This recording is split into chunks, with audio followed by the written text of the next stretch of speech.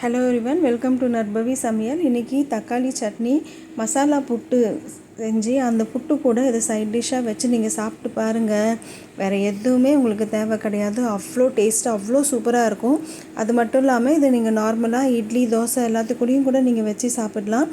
அதுக்கு ஒரு வடை சட்டியில் எண்ணெய் விட்டுட்டு எண்ணெய் காஞ்சதுமே பூண்டு, பெரிய வெங்காயம், வரமிளகாய் இதெல்லாம் போட்டுட்டு கொஞ்சமாக வதக்கிட்டு அது கூட கட் பண்ணி வச்சுருந்த தக்காளியை போட்டு நல்லா வதக்கிட்டு சூடு ஆற விட்டுட்டு ஒரு மிக்ஸி ஜாரில் போட்டுட்டு நைஸாக பேஸ்ட்டாக அரைச்சிக்கோங்க.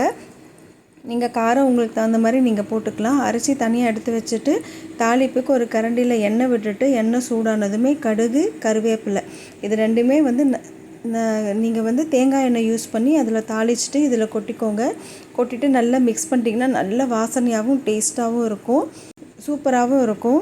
ஸோ நீங்கள் அது புட்டு கூட வச்சு சாப்பிடும்போது அப்படி இருக்கும். ட்ரை பண்ணி பார்த்துட்டு எப்படி இருக்குன்னு சொல்லுங்கள். அன்போடு சமைங்க, ஆரோக்கியமாக சாப்பிடுங்க. நன்றி.